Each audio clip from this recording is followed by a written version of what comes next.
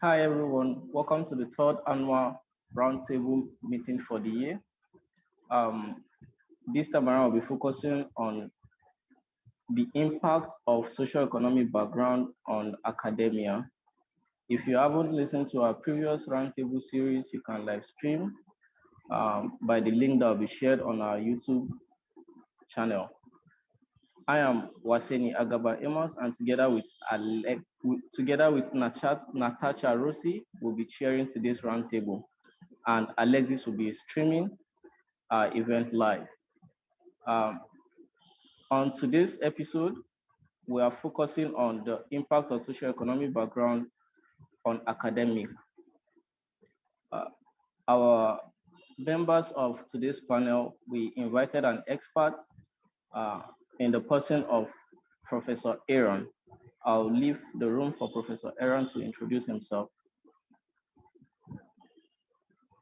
Hi, my name is Aaron Clauset. I'm a professor of computer science at the University of Colorado Boulder. I'm also faculty in the Biofrontiers Institute here and external faculty at the Santa Fe Institute. And I'm very pleased to be on this panel today. Thank you. Joining us also are two of our community members, and I'll be giving room for them to introduce themselves. Grey, please can you introduce yourself? Hi, my name is Grey Fernandez, and I'm a services coordinator at Wild Animal Initiative. All right, thank you. And Dr. Anyelet, please can you introduce yourself? Hello, everyone, and I will say thank you for the invitation to this roundtable. It's really nice. Yes, as Amos said, my name is Anyelet Valencia-Aguilar, and currently I'm working as an early postdoc at the University of Bern in Switzerland. I work with behavior ecologists, and my models to the species are the frogs. All right, thank you so much. On today's round series, we will be focusing on two main questions, which are how does one's socioeconomic background impact prospects on academic career? And secondly, we'll be considering what can be done to make academia more inclusive. At this point, I'll let Natasha come in. Thank you, Amos, for the introduction. So to tackle the first question of how does one's socioeconomic background impact prospects of an academic career, I think there are two related dimensions that we should consider: the question of entry into the profession and the question of experience within it. I guess your paper, Aaron, focuses more on the experience within the profession, but since our community is mainly composed of early career researchers, and that we have two people here, Anyelet and Grey, that are willing to share the stories and are, well, Anyelet is an early career researcher, and Grey was one part of the academic community. I'd like to talk first about the question of entry into the profession, if that's all right with you. So Aaron, you mentioned in the introduction of your paper that from early childhood through advanced degree attainment, family socioeconomic origins shape educational outcomes. Could you please elaborate a little bit on that and maybe give a definition of what socioeconomic origins or background means, so we are all on the same page? Yeah, well, it's actually quite hard to give a concrete sort of mathematical definition of what socioeconomic background means. There are many different ways that people will try to measure it. It's essentially a bundle of different characteristics that relate to your upbringing and opportunities and privileges and so on. And so in the research on socioeconomic background, one of the most common ways of measuring it is just looking at parental education. So what's the highest degree that your parents attained? And that was the operational measure that we used in our study, the socioeconomic roots of academic faculty, which is largely a study of the United States, which has a very long history of academia. And so there's lots of data. And so several generations essentially that you can look at. And a very large system. There are more than 350 PhD granting universities in the US. And so we asked people from almost a dozen different fields who were faculty at this point, what was their parents' educational attainment? And one of the most surprising studies or results from our perspective was just how many of the current faculty in the US, their parents had a graduate degree of some kind, either a master's or even a PhD. And that was 50% essentially of current tenured or tenure track faculty in the US have a parent with a graduate degree. So it's a very high level of socioeconomic privilege for these individuals. And so then the questions become, how does that background influence the childhood experience and the different opportunities and pathways that people have that then lead them to become faculty later on? There are many more people with parents with graduate degrees than become faculty, so it's not a destiny kind of a thing, but it's a significant enrichment. And one of the other really surprising results from the paper was that this sort of this privilege differential in terms of socioeconomic background, in terms of parental education, was even larger at the more elite universities. So if you're a faculty at an elite university, you know, top 10, top 20, you're actually twice again more likely to have a PhD parent than if you were at the lowest prestige institutions. So this tells us that there's this sort of generational privilege that comes with having a high socioeconomic status or background as a result of your parents' educational attainment. And trying to unravel exactly what does that mean, there's a broad literature on investigating how high socioeconomic background influences the different kinds of opportunities or experiences that you have as a kid. And that seems to give advantages for the meritocracy, right? In science and academia, we want to focus on the scholarship, we want to reward good ideas and so on. And yet in practice, those individuals who come from those privileged backgrounds end up doing better in those meritocratic competitions. And so there's this entanglement between opportunity, childhood opportunity, which doesn't feel very meritocratic, and meritocratic outcomes in terms of job placement and success as even an early career academic. And that makes it very complicated. Thank you very much. Do you have an idea of the mechanisms that are underlying this effect when it comes to childhood or even further in the career? The literature on socioeconomic background is pretty rich. And so people have speculated on a wide variety of mechanisms. Some of them are purely, wealth-based. You have a high socioeconomic status, your parents are more wealthy, so you have money for things, you have better healthcare, you have a stable life. In the US, your parents might have owned a home as opposed to renting and moving several times. You might have been in a zip code with a good school for primary school and so on. And so, there's definitely a financial component, but there's also potentially a cultural component that children who are raised by highly educated parents, they know how to talk to teachers and demand, more access or more opportunities, or just navigate the educational system in the US more in a way that allows them to benefit from it more. And that's much harder to measure. Like what is it that a 10-year-old is doing that, if they have a highly educated parent, that a 10-year-old is doing who doesn't have a highly educated parent. And then there are also, so sometimes in academia, we talk about the hidden curriculum, which is, there's all these, academia is a weird sort of job. Lots of stuff that is not on TV or in movies because it's so slow and boring. It's not like being a doctor or a lawyer. And so just having some familiarity with getting a PhD is even a possibility. And that in the US, at least, you don't have to pay for your PhD. They pay you, they don't pay you much, but you don't have to be working a second job in order to get your PhD, unlike potentially at the undergraduate level. And so even just knowing those things about academia is something that having the highly educated parents provides that information for the kids. They can ask for advice if they want to. And of course, having faculty as parents is another level up in terms of advantage, because then your parents can tell you how to write your application essay and things like that when you apply for jobs. So those are a few of the possible mechanisms. Anyelet and Grey, do you resonate with this? Is that something that you've experienced? Well, came from Colombia, so it's South America, and our educational system is a little bit different. It's quite different from the United States. But yes, in general, we do experience that, and I did experience that. So I came from a low-income socio-economical home. So, and by the time I was doing my college and my high school, although it was a public institution, my parents have to pay for it. So although it was public, you have to pay for it. So if you are from a family that have low income and you have more than one child and you have to pay for education, health, the health system and food and other things, I mean, not all the people have the chance to go to the high school, and not all of them that they graduate from the high school have the opportunity to go to college.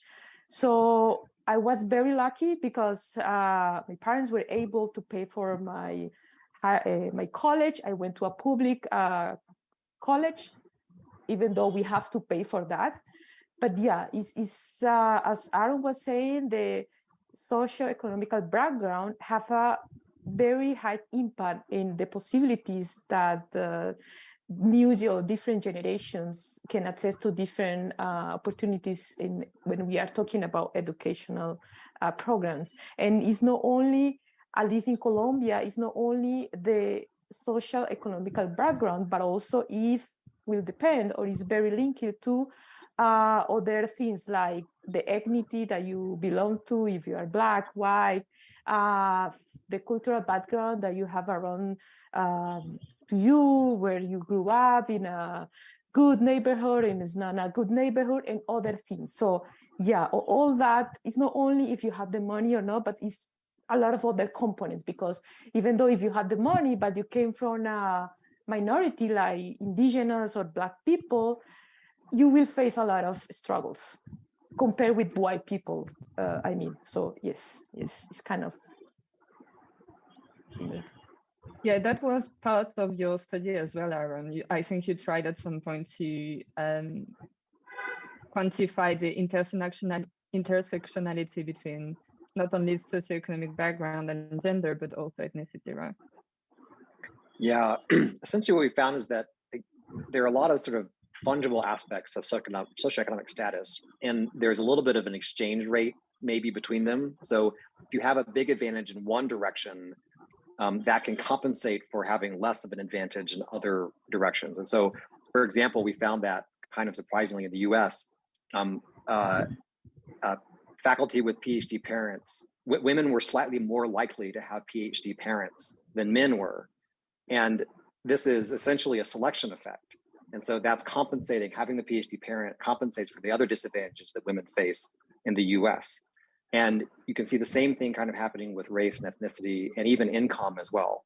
And so at the elite universities, for instance, if you don't have a PhD parent, so you manage to succeed in spite of that, not having that advantage, then we see that you had other advantages, like you came from a wealthier zip code, or you're more likely to be white, et cetera.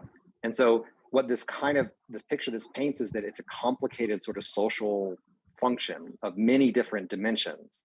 And there can be advantages and effectively disadvantages along many of those dimensions. And as a result, socioeconomic status is this complicated thing. It's multidimensional. And I think that in the US, at least, because this large, very well-established system, in some sense, it's very entrenched, the way socioeconomic status sort of repeats itself over time. And we see this generational effect that the enrichment of having very highly educated parents has been essentially stable for the past 50 years in the US. And I think, in other countries that have younger academic systems, I think there's an opportunity to maybe do it differently than the US did, which would be very exciting. But that requires really foresightful planning in order to avoid falling into this, let's just have wealth and education, recapitulate itself again. Gray, would you like to share your experience as well? And then I think Amos has a question to ask. Yeah, and I think one thing that's helpful, when I'm speaking, is just to contextualize, I'm a second generation Cuban American. So my parents have an immigrant background.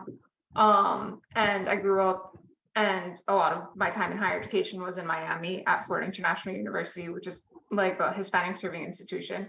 So the vast majority of the students there are definitely first-gen students and also first or second-generation immigrants, and a good quantity of international students as well, but that's a slightly different background. But definitely, I think one of the things that resonates the most, and that I've noticed a lot in my time in advising, is that the difference in mentorship is really huge for first-generation students. Like, as an advisor, I had to explain, like, what is the difference between a master's and a PhD? Why would you want a PhD in the first place? Like that's not a given for first generation students. That's not something they necessarily grew up knowing, and it's not explicitly taught usually in like your undergraduate education. There's, if you were a high achieving high school student, they're like, you should go get a PhD, whatever that means. And if you weren't necessarily high achieving, maybe no one even mentioned it to you at all. So that's kind of like the first step. Then in terms of like, well, what does applying to graduate school even look like? Is it like the idea that it's more specialized, that you kind of want to pick not just like what's the best school for this program, and you kind of want to find like how to identify like an advisor, or like what your interest in, like your research area is. That's all completely new to a first generation student, and that's something that has to be explicitly taught. And so if you're a first generation student, like you don't really have that access to your parents as a potential mentor, and you really have to seek out those things or hope that your school offers that as a program. I think also what you had mentioned, what Erin had mentioned before about like knowing how to talk to professors and how to develop those relationships. I think income's also a really big part of it. If you have to work, you have a lot less time to participate in like extracurriculars, research opportunities, mentorship programs. You're really just kind of like showing up, getting the grade, and going back to work or going back home. So that's a really big part of it. So there's just so many parts where being a first generation student or being like a low income student can provide such a disadvantage. And you really have to like make those decisions about whether you want to pursue higher education or graduate degrees, and like what that looks like, and compare it to how you're going to survive on a day-to-day basis, and like whether you have the background for it. And I think another thing that comes into mind is like, even for PhD program or graduate programs that you have a graduate assistantship, they usually don't pay, a lot of them don't pay very well. Like it's below like the cost of living. And so again, like even if it pays, like that's just not an option for some people who don't have that financial support, or who are unable to take on loans, or who have already taken out a lot of loans for undergraduate or things like that. So there's just so many factors that come into play. I could go on and on, so I'll cut myself off here, but yeah. All right, thank you, Grey. Just like Aaron said, about 50% of people in academia over there in the US have parents who have gone up to master's or PhD level. I resonate with that over here in Nigeria, where you see your mates who you graduated together with having professors as their parents, going back into academy rather than going out into industries. Sorry, Aaron, just like you explained, it seems in academia there's overrepresentation of inherited advantages. Yeah? Yeah, in our study, we didn't actually ask the respondents whether their parents were faculty. And that was an oopsie that after we got the survey results, we're like, we should have asked that question too. But it's certainly the case that in the discussions that happened online, when the preprint of the paper went up and then when the paper was published, many people offered that experience of in their graduate cohort being shocked at how many of the other PhD students had parents who were faculty somewhere. And that certainly confers a significant advantage to those individuals, not only because, of course, they got to see their parents as faculty and maybe say like, oh, that's a job that I would like to have when I grow up. Like, I like my parents, I like that job, that sounds great. But just knowing that that's a valid, career. I think in society, we do a pretty good job of like holding up exemplars of scientists. Like, there are scientists in movies and in popular culture and so on, but they almost seem unattainable. Whereas for doctors and lawyers, for instance, like that seems much more like an accessible, high status job for many people. But what's kind of interesting is that the rate at which individuals with lawyers as parents and doctors as parents, those individuals going on to pursue a lawyer career or a doctor's career in the US, those rates are also very high. And so there's certainly, a sort of following the footsteps, an inherited advantage that comes from having parents with these high status jobs. And it may be partly the financial aspect, as Grey was mentioning. If your parents have a high status job and it pays enough money, then you don't have to go off and have a second or third job while you're working your way through your undergraduate. And you know that academia has these different career opportunities, and that will also be a relatively well-paying job. If you're unfamiliar with academia as a career, then you might think, oh, that's not for me. I need to go get a job that's going to pay a lot of money. Maybe I can go get a job at Google, and that would be a high status, high paying job that would allow me to support my family and so on. And the result of this kind of skewness and the sort of advantages that come with socioeconomic status is that we're surely missing out on a huge number of important discoveries as a result of the lack of diversity that academia has. We're having mostly very privileged people, mostly, not always, but it's certainly an advantage in that sense. And people who come from high status backgrounds are interested in different things than people who come from lower status backgrounds. And, there's a lot of ideas that we're not studying as a result of that skewness. Okay, you're beginning to answer my next questions, but with these inherited advantages, does it has anything to do with parental pressure in the choice of career from early childhood? I think it certainly has some relationship with that.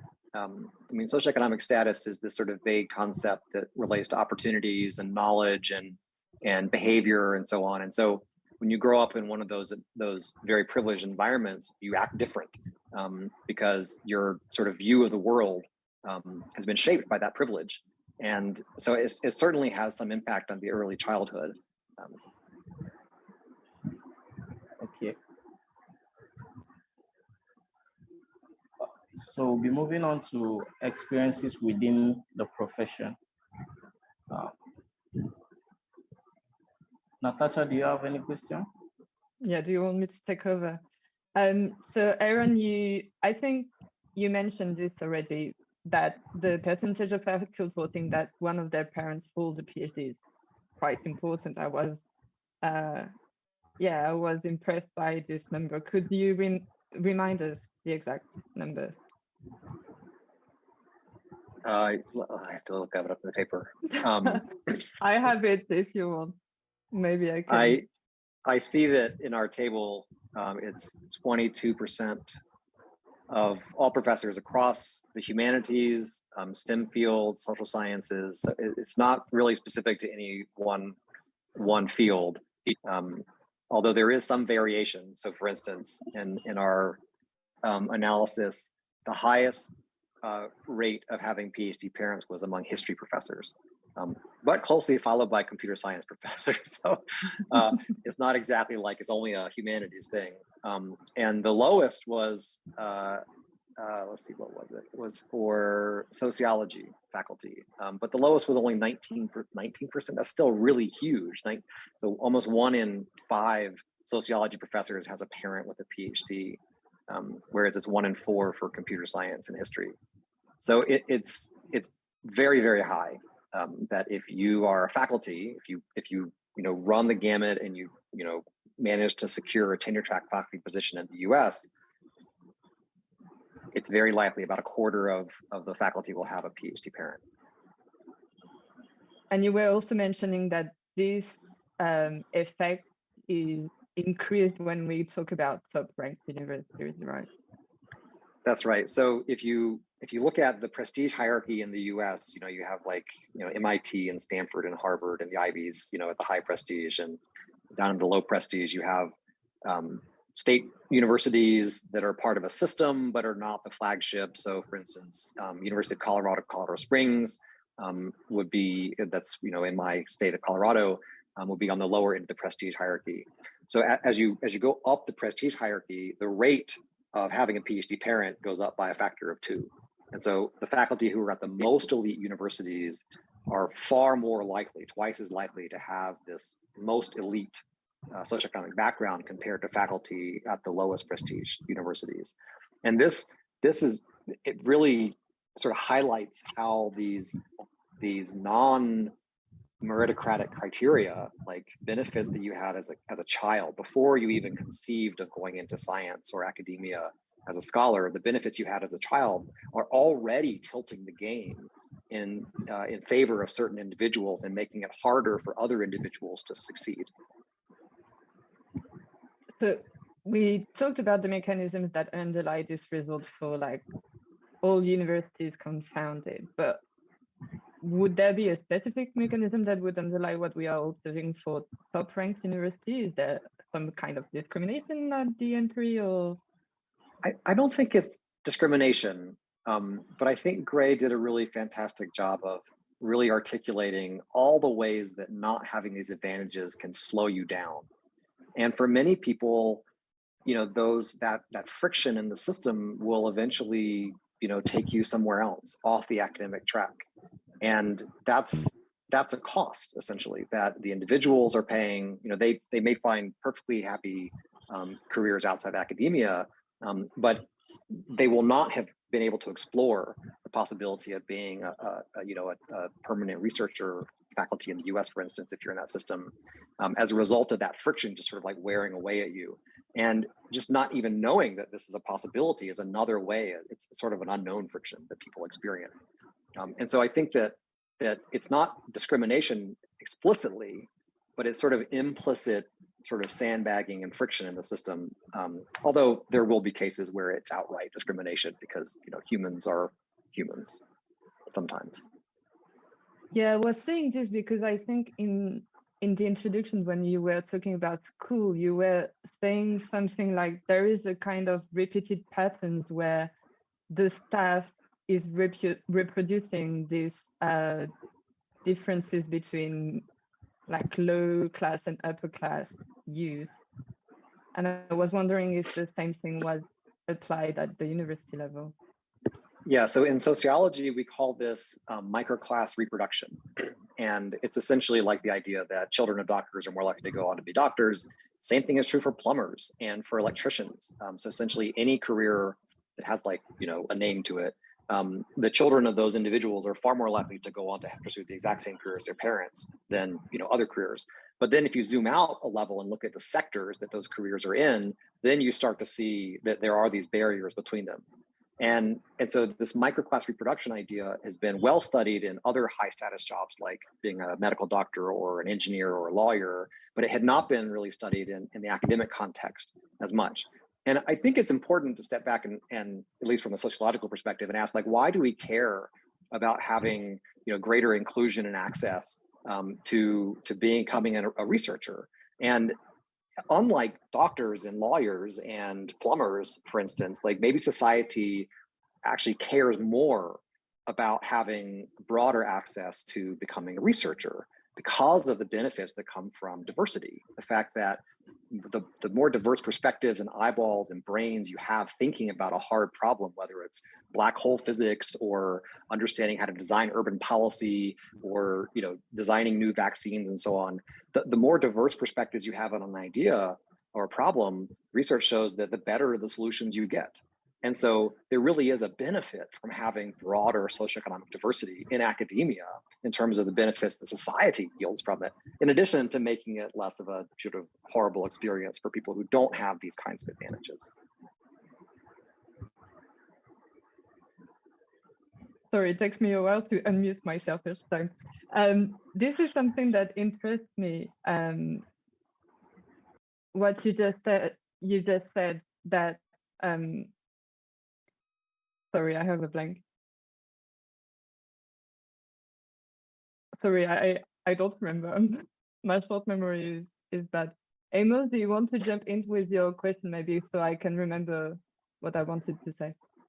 All right, no problem. Sorry, Aaron. Talking about high socioeconomic status having overrepresentation in academic workforce, is there an effect on the type of scholarship that faculty produce and on the scholars they train? There's lots of circumstantial evidence that suggests that there is an effect on the types of discoveries and scholarship that get produced as a result of this skewness in terms of having high socioeconomic status individuals be more likely to pursue academic careers. But it has not been quantified very well. It's only sort of recently that we've been able to get, as our study did, like really good data on the socioeconomic status or background of individuals. And it's a counterfactual question as to ask, like, okay, if we had more diversity in terms of socioeconomic background, what other ideas would we be investigating? But there's definitely a connection between your background and the kinds of questions you investigate. For instance, in social science, there are many people interested in questions about disparities and biases and stratification, social stratification, and the effect that has on society in various ways and individuals. And if you've never experienced, poverty or going hungry or having to commute, a long way on public transportation in the U.S., which is not a pleasant experience, in order to get to your job, or even working two jobs, then it's hard for you to conceive of questions related to those kinds of subjects. And so it seems very reasonable that your background has a strong influence on the kinds of scholarly questions that you're going to pursue as a researcher. So as a result of having mostly high status background individuals become permanent researchers in the US, we're probably focusing on rich people problems to some degree in certain fields. But the counterfactual is really hard. And so I'm hopeful that there will be more scholarship, perhaps by you all or people in the audience who are listening to this will be inspired to try to dig into that question, because I think it is hard and really important. All right, thank you. Grey, would you like to investigate this?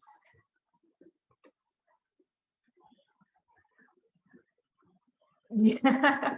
Yes, I probably won't do it officially, but it is a lot of what I do, and especially as a services coordinator, like part of my goal, at least within wild animal welfare, is like to break down those barriers and to provide the services to kind of like provide that leg up. And it was what I was doing as in advising, as well as really trying to kind of not level the playing field, because I think that's like a little overambitious for what I was doing as an advisor, but on an individual one-to-one basis, as much as I could, like bridge that gap that people were experiencing, especially in terms of mentorship. And I think it's really important to identify like what those barriers are. And I think like in terms of like where the research could go, it really interests me also. I don't think this was part of your research area, and if I'm wrong, please correct me, but like I'd also be interested in seeing doing research on the experiences of people who had like the goal to get into academia but didn't make it, or like at some point left it, and what caused that. Because obviously, like, if we're only interviewing the people who are there, we're only interviewing the people who had those advantages to some extent, and we're never necessarily getting to the people, or very few people, who like had several very disadvantages. So those are all going to paint very different pictures. And then I think looking at the people who didn't quite make it or who left for whatever reason might have a better understanding of like what exactly the mechanisms are that pull people away from it. I think myself and Anyelet will resonate to this, coming from regions of low socioeconomic background. Anyelet, I don't know if you have any question or if you have any experience to share concerning the overrepresentation of people with high socioeconomic status in academia. Well, yeah, just concerning to what Grey just said, when I start college, we were like 60 or 50, in that year. And then when I finished college and I graduated for college, we were 10 or 12 only. And after that, I went to Brazil, into South America as well, for my master and my PhD. And every time I was going through one phase to another one, from college to master to PhD, the number of friends, the number of colleagues were just decreasing, not increasing. or stable. And as what Greg was saying is like, yeah, the people that can make it is few compared to all of those that for any circumstance or reason or because some situation, they just give up. And I think that will be pretty nice to understand. And my question now is not only to Greg, but to Aaron. It will be nice to understand what is happening, the mechanism that is like beyond that. So have you considered expand and open this question to other countries that United States, I mean, to the whole America, Central and South America, the Europe, or I mean, the whole globe, or do you consider that? Because I think it will be very interesting to see what is happening. I mean, there's a lot of paper, as Aaron was saying, that a lot of information about what is happening, what is going on in United States, in some countries of Europe. But I was wondering what is happening in other countries like that are considered low-income countries, like not only in Central and South America, but also in Asia, in Africa. So yeah, that's this kind of. Yeah, I mean, it was a lot of work to do this study in the US, even with the advantages of having pretty good data collection and being able to do the survey online with the faculty and so on. But being able to expand it to get a more global view of the sort of the operation and the mechanism by which socioeconomic status influences who goes on to become a researcher, and then hopefully like what they study, would be such an amazing thing to be able to do. It would also be really hard. And so my hope is that one of you will be inspired to pursue a study like that, either inside your own country or looking across countries. Because the way socioeconomic status works in the US, we're US-based researchers, and so we have a fairly, a lot of experience in understanding the particular context in the US.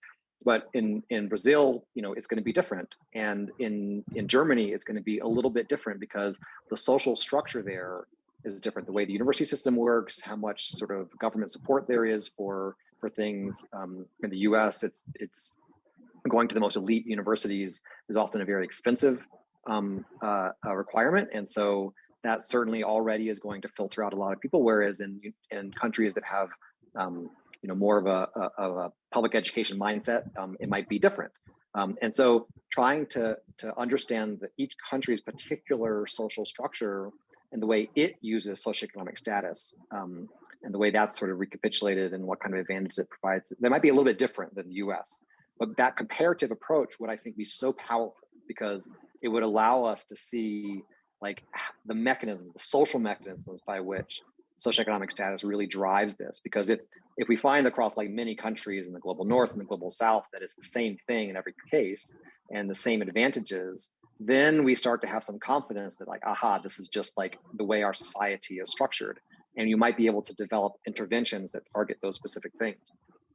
But in countries where the academic system is very young or there's still a developing economy, you might even see a stronger effect for socioeconomic status because than you see in the US, for instance. And that would be another very interesting thing to try to pull out is what's the relationship between the current economic structure, the age of the university system, and the degree to which socioeconomic status seems to be advantaging certain individuals.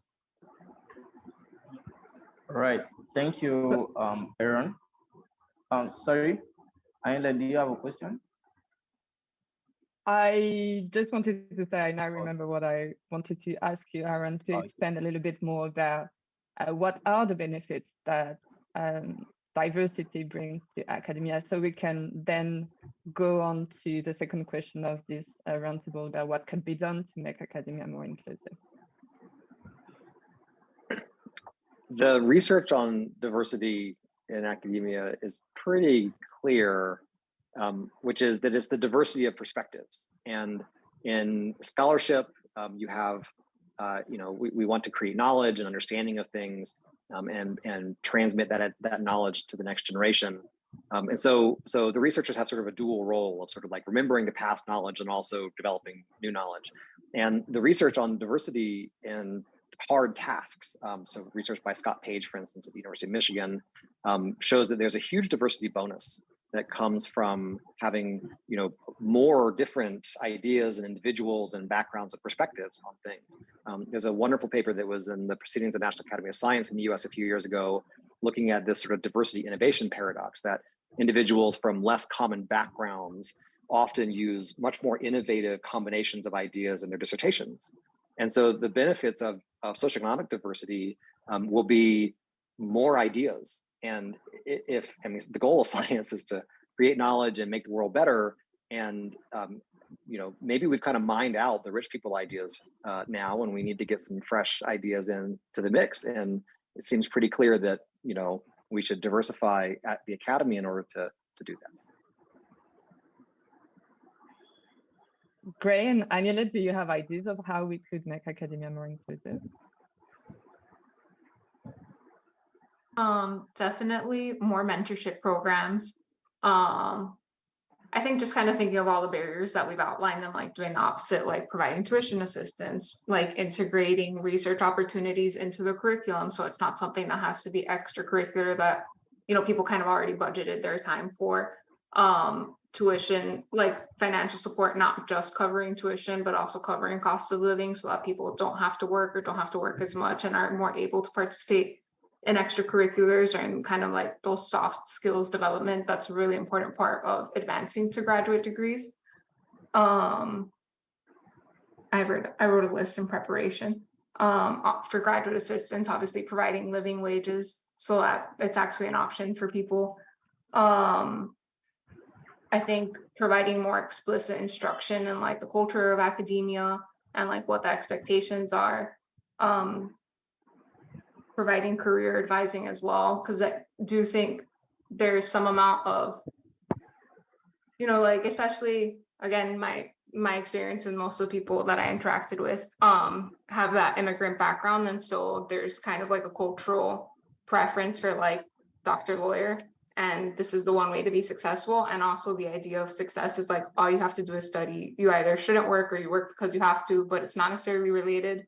So you're not necessarily like strategic in the job opportunities or the internships that you're doing. You're just trying to make money to survive as you continue to go to school to hopefully advance to the next thing. Whereas like students who don't have that pressure tend to be more selective in their job opportunities or internships, so they can pick something that's like related to their long-term goals. So kind of bridging that gap, providing more opportunities for students to do that, either by alleviating the financial pressure or just increasing awareness. I think all of those are really big things that the more that it's integrated into the curriculum, even beginning like at the high school level, so that it's not something that they have to like magically discover if they happen to come across someone who, thinks to mention it to them, is really important, and making all of these processes like a lot more explicit. And also, I think that, as Grey was saying, we need to focus and put a lot of resources and efforts in the undergrad level. But also, I think that we need to help more the staff level as well. For instance, for me, it was very important the role model. But when I was at school, there was not that many role models that I can see myself doing that kind of job. So as a Black woman in a country that faces a lot of issues, I saw teachers, I saw my professors, I saw my colleagues all white. And I was the only one in my year that was Black. So I didn't see myself very well represented there. But then I keep going, and I find some role models that for me were very important, and they helped me a lot to be here today as a postdoc. So I think that if we also provide some help to the staff, to different people, to make that the diversity is not only in the undergrad level, but also in the staff level, that will help us a lot. Because as I was saying before, in the college, we need to give to security to the students, to give them mentorship sheets and a lot of things. But if we can just provide them different role models, I think they will feel safe and they will feel represented. And as I say that as pretty much my own experience, you know, I think I will definitely did things differently. If I was on the Grey, I will have more Black teachers or Black colleagues. For me, it will be like more, wow, I can do this, I can do that. So I start my PhD, and only when I start my PhD, I figured out a lot of things that now I know, only when I started my PhD, that colleagues and the undergraduate colleagues, they already know, because they, as Aaron was saying, the social economic background was very important and give them that privilege. So I think that the role model is also very important, but we need to try to find some ways to help that stuff, to make it, you know, to implement that diversity in the staff level as well, because for sure that will help us with the students in the undergraduate level. I also kind of want to bounce off that because I really strongly agree. And I think it's kind of also like when we're talking about like diversity, equity, inclusion, like having diversity like at the entry level, like at the undergraduate.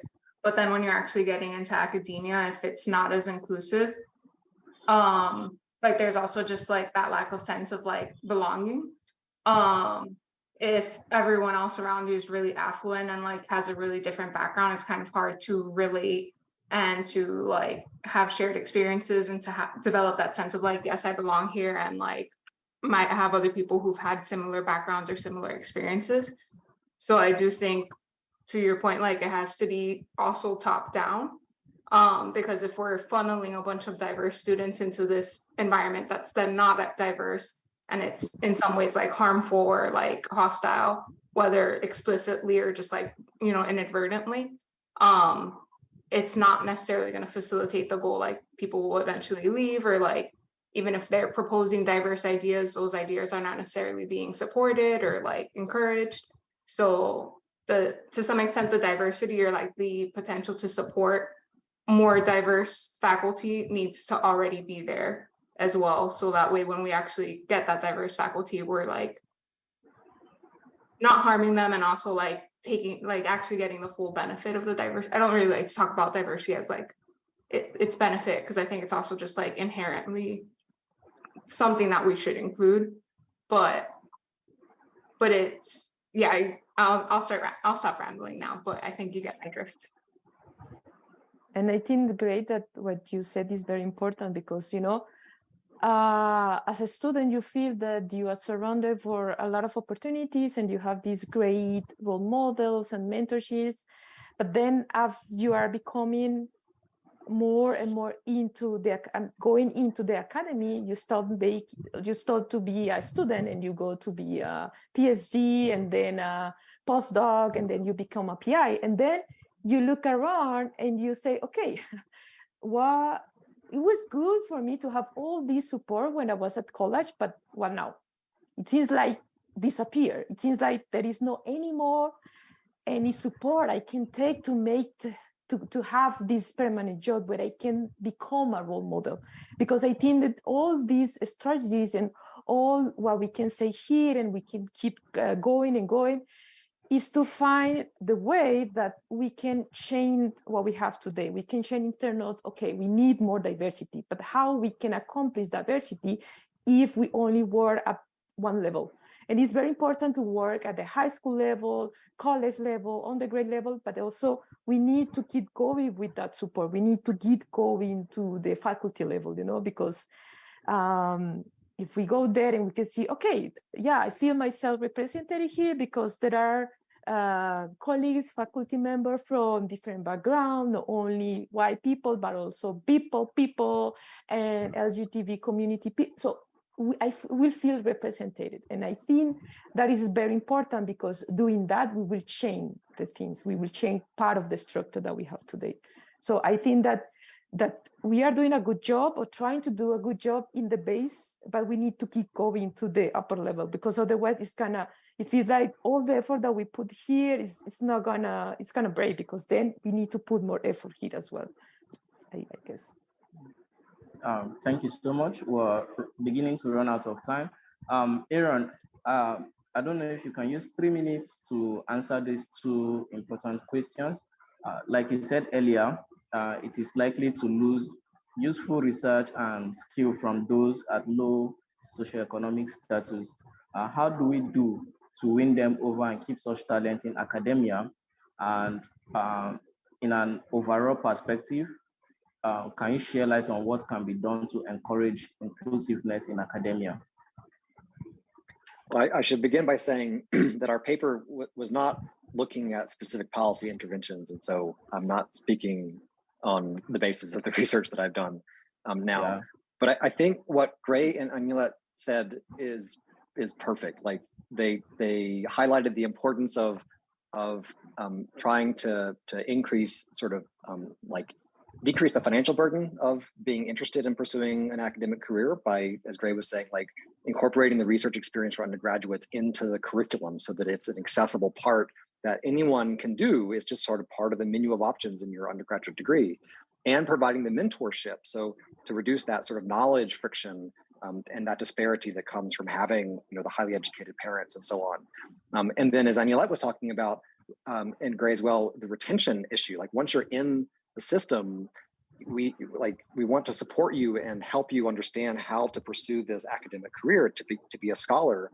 And there's so many weirdnesses in academia in terms of how to write and the way expectations work and the status sort of navigation and conferences and publishing and so on. And there's all this tacit knowledge that established academics have that has to be communicated to the next generation of researchers.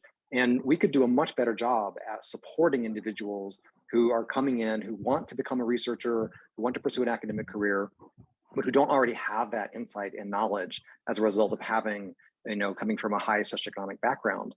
And so I think like that issue of retention is not just at the PhD level, like once you're in your doctoral program, like there's definitely things that could be done to support individuals from lower socioeconomic status to persist and to thrive in those programs.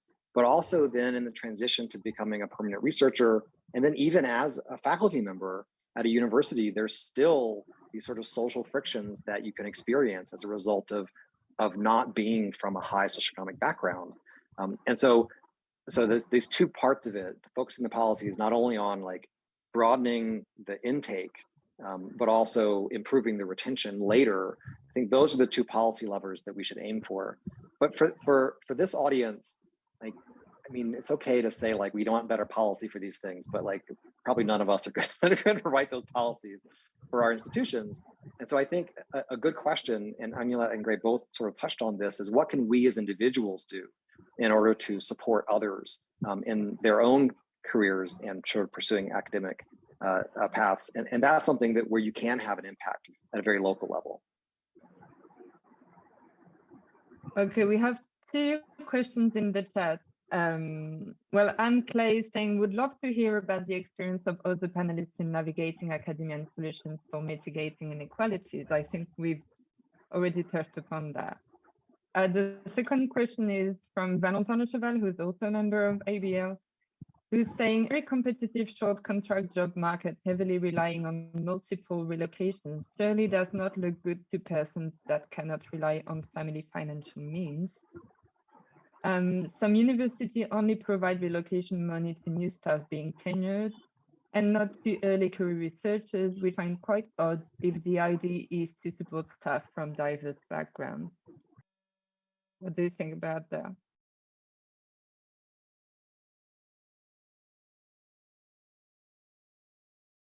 The fact that in academia, we are often confronted with mobility. We have to move from one place to the other. We have to follow our jobs, basically. And this comes with financial challenges, obviously.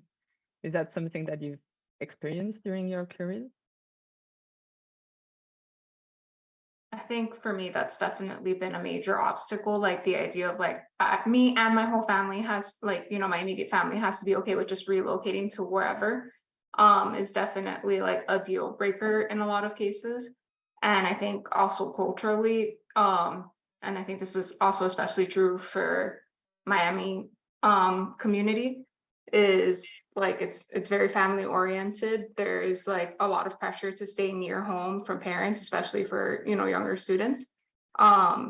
There's some amount of like supporting your family as well. So it's not as easy to support your family from afar as opposed to like maybe living together or like being nearby and being able to provide like, you know, in terms of like mobility issues or something like that, like physically providing support. I think there's also some amount of like, if your partner's job is really local and they can't afford, like you as a family cannot afford to just like lose their job, or you don't necessarily have that financial support, or if you have children and you need like, you know, familial support for like caregiving responsibilities, like that's all going to factor in and is going to make it a lot harder to just relocate somewhere.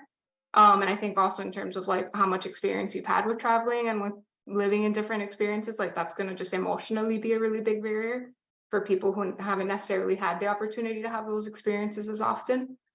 So I think all of those things, I do think that's a major part of it as well.